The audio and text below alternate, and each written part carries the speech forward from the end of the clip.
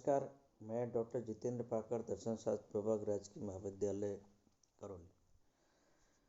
प्रिय छात्रों, आज हम सुकरात युग के बारे में आप लोगों से चर्चा करेंगे। इससे पूर्व हमने सुकरात पूर्व जो युग है यानी यूनानी नैतिक दर्शन को हमने 3 भागों में विभाजित किया है। सुकरात पूर्व युग, सुकरात युग और सुकरातोत्तर युग। सुकरात पूर्व युग की चर्चा हमने पिछले वीडियो में की है। विशेष रूप से सोफिस्ट्स की जो विचारधारा थी, उस विचारधारा के बारे में हमने आप लोगों से पहले चर्चा कर चुके हैं। आज हम सुकरात युग के बारे में यानी सुकरात के बारे में विशेष रूप से इस बात की हम आज इस ऑनलाइन क्लासेस के अंतर्गत आप लोगों से कुछ बातें शेयर करेंगे। निश्चित रूप से आप लोगों को बहुत कुछ इन वीडियोज़ के माध्यम से लाभ होगा। ध्यानपूर्वक आप इन वीडियोज़ को सुने। सुकरात का जन्म ईसा पूर्व 5वीं शताब्दी में हुआ। इस कारण सुकरात सोफिस्ट्स के समकालीन दार्शनिक माने जाते हैं। लेकिन सोफिस्ट के विपरीत सुकरात की जो विचारधारा थी वो सोफिस्टों के बिल्कुल विपरीत जो विचारधारा है, उस विचारधारा को हम यहाँ आपके सामने प्रस्तुत करते हैं। चूँकि सुकरात जो युग है, उस सुकरात युग में हम सुकरात की जो नैतिक जो नियम है या नैतिक जो सिद्धांत है उनकी ही चर्चा करेंगे। सुकरात के विपरीत इन्होंने नैतिक सिद्धांतों का प्रतिपादन किया जो किसी व्यक्ति विशेष की इच्छाएं एवं भावनाओं पर आधारित न होकर समान रूप से सभी मनुष्यों यानी मानव जाति पर लागू होती है। सोफिस्ट की भांति ही सुकरात भी मौखिक उपदेश द्वारा अपने दार्शनिक विचारों का प्रसार किया करते थे। यानी सोफिस्ट जो है अपनी जो दार्शनिक जो विचारधारा है, जो नैतिक विचारधारा है, वो मौखिक रूप से उपदेश दिया करते थे।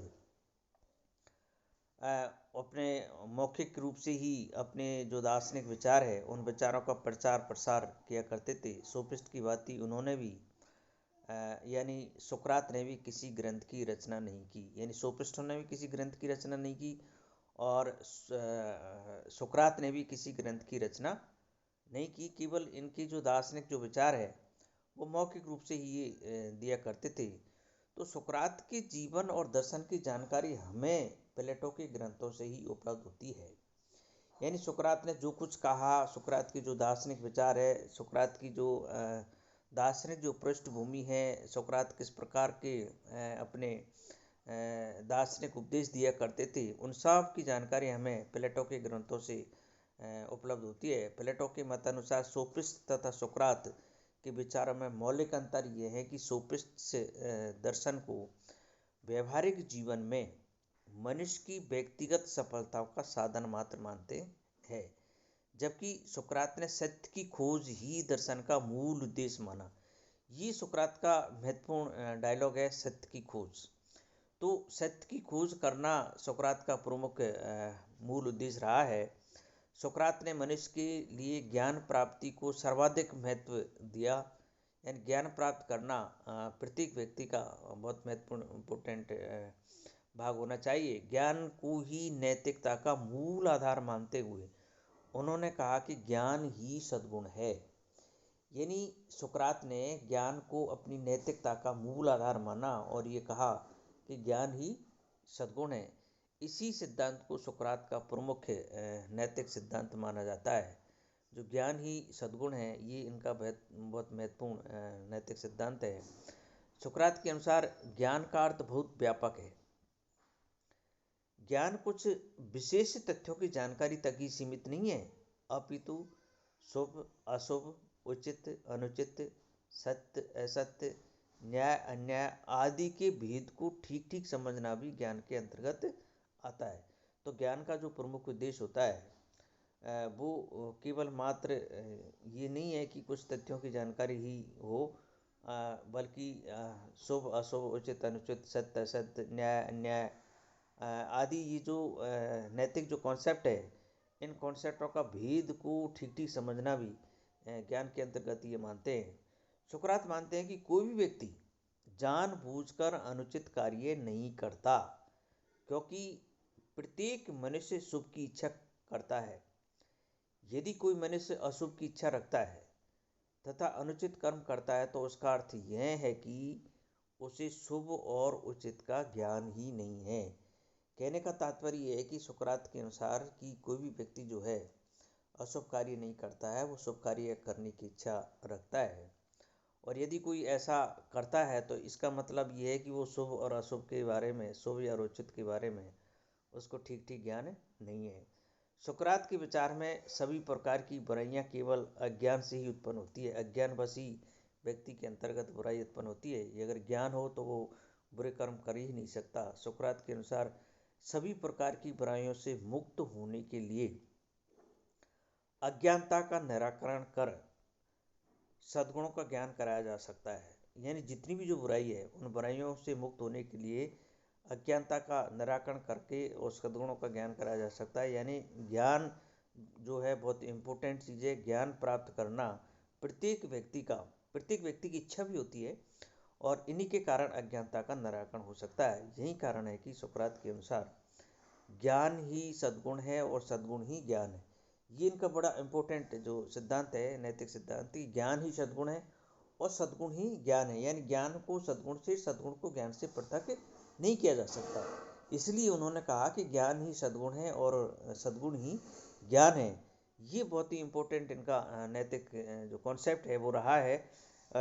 सुकरात के अनुसार की इनकी व्याख्या करते हुए, इससे कॉन्सेप्ट की व्याख्या करते हुए कहते हैं कि ज्ञान की भांति सद्गुण भी शिक्षणीय है।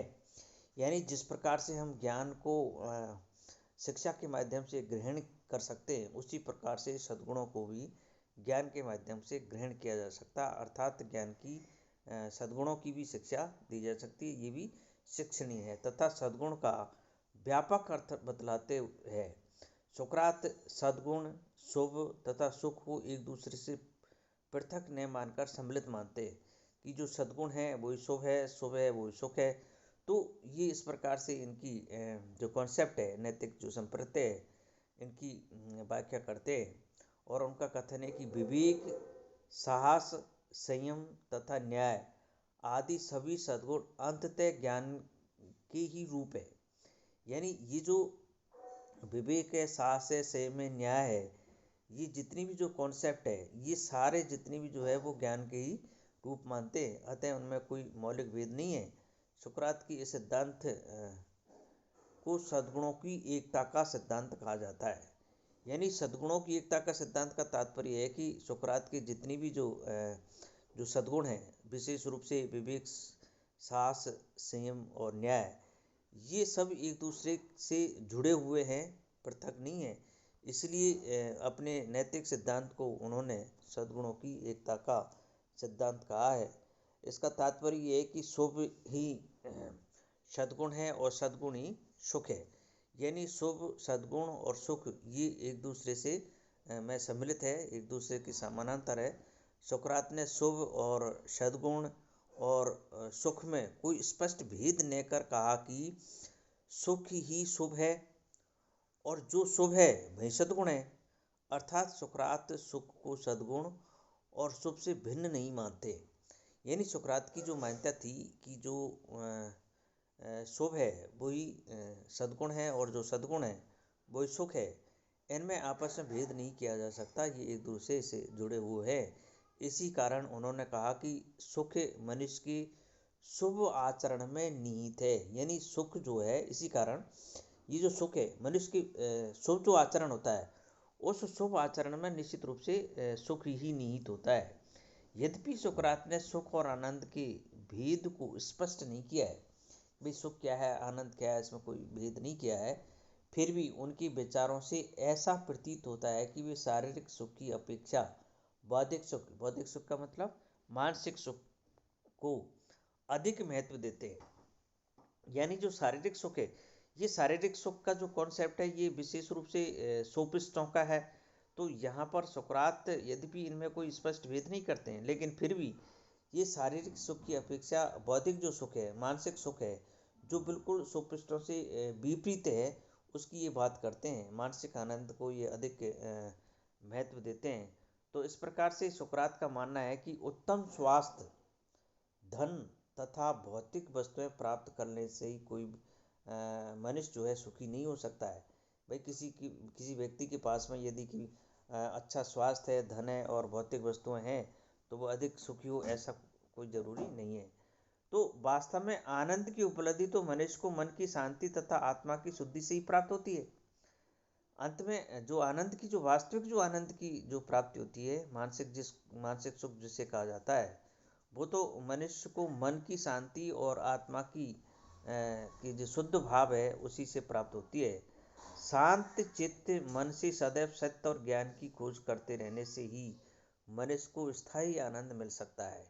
यानी शांत चित्त मन, हमारा जो मन है, इंद्रिय हैं, वो शांत चित्त होनी चाहिए, तभी जाकर के अपन जो है जो सत्य और ज्ञान की खोज करने में सहयोग प्राप्त हो सकता है, और तभी हमें स्थायी आनंद मिल सकता है। इस प्रकार सुकरात के मतानुसार प्रत्येक मनुष्य को सुख और आनंद की खोज बाह्य जगत में नहीं, अपितु अपने भीतर ही करनी चाहिए, अपने अंतस में ही करनी चाहिए। इस बाह्य जगत में जो मानसिक सुख की जो प्राप्ति है वो नहीं हो सकती है, वो अपने अंदर ही हो सकती है, क्योंकि वास्तविक एवं स्थायी आनंद का स्रोत भौतिक वस्तुएं न होकर स्वयं मनुष्य के भीतर ही है। ये इस प्रकार की बातें सुकरात करते हैं। और इसके तो अतः प्रत्येक व्यक्ति को आत्मज्ञान प्राप्त करने के प्रयास करने चाहिए। आत्मज्ञान का मतलब अपने अंदर के भीतर का जो ज्ञान है, उस ज्ञान को प्राप्त करने का एक प्रयास होना चाहिए। सुकरात ने जीवन पर्यंत आत्मज्ञान के लिए विवेक, संयम, सत्य एवं कर्तव्य निष्ठा का पालन किया। सत्य और कर्तव्य पालन की इतने दृढ़ निश्चय के कारण ही उन्हें आत्मत्याग यानी मृत्यु दंड करना पड़ा। अब ये सुकरात की जो मृत्यु की जो कहानी है, बड़ी विचित्र और बड़ी विचित्र कहानी और एक तरह से बड़ी दुख की घटना है, जिसका उल्लेख हम किसी अन्य उस टॉपिक के अंतर्गत करेंगे। लेकिन ये है कि इन्होंने जो सत्य और कर्तव्य पालन की इतनी दृढ़ निश्चय से पालन किया कि वहाँ की जो शासन व्यवस्था है, उस शासन व्यवस्था में एक भ्रम उत्पन्न हो गया कि सुकरात जो है नवयुवकों को राज्य के खिलाफ भड़का रहे हैं, और इसके कारण उन्हें शासन द्वारा जहर का प्याला पिला करके मृत्यु दंड दे दिया जाता है। तो ये एक बहुत दुखद घटना थी। संयम, त्याग, सत्य और कर्तव्य के प्रति उनकी अगाध निष्ठा का यह प्रबलतम प्रमाण देखने को मिलता है कि वो अपने सत्य की खोज करने के लिए हंसते हंसते मृत्यु को प्राप्त हो जाते हैं, लेकिन वो किसी प्रकार से जो है असत्य या किसी इस प्रकार के साधनों का जो है उपयोग करके अपनी जो दार्शनिक जो विचारधारा है, उनसे कभी भी जो है विमुख नहीं हुए। तो इस प्रकार से हमने आपको आज, इसके बाद में हम आपको सेरेनिक्स और सिनिक्स जो संप्रदाय है, ये सुकरात की विचारधारा के आधार पर ही दो मतों में विभक्त हो जाते हैं, जिनकी चर्चा अगले वीडियो में करेंगे, सेरेनिक्स और सिनिक्स संप्रदाय। तो आज हमने इस ऑनलाइन क्लास के अंतर्गत सुकरात की जो प्रमुख जो नैतिक विचारधाराएं थी, उन नैतिक विचारधाराओं के जितनी भी जो नैतिक जो कॉन्सेप्ट थे, जो उन कॉन्सेप्टों के बारे में, सद्गुणों के बारे में हमने आप लोगों से चर्चा की है। और इस प्रकार से आप ये इस वीडियो को देखेंगे तो निश्चित रूप से जो सुकरात की जो विचारधारा है वो स्पष्ट रूप से आपको समझ में आएगी कि इनकी जो विचारधारा है, इनके समानांतर या इनके पूर्व जो सोफिस्ट जो विचारधारा रही है, उस सोफिस्ट विचारधारा के बिल्कुल विपरीत विचारधारा है, जिसको हम मानसिक या आध्यात्मिक सुख की बात कर सकते हैं। तो इस प्रकार से हमने यहाँ इस प्रकार आज इसके बारे में चर्चा की है। तो निश्चित रूप से आप ध्यानपूर्वक इन वीडियोस को देखेंगे और आपको अच्छी प्रकार से जो है ये समझ में आएगा। तो ये सुकरात के युग के अंतर्गत हमने आज सुकरात के नैतिक विचारों के बारे में आप लोगों से कुछ बातें शेयर की है। धन्यवाद।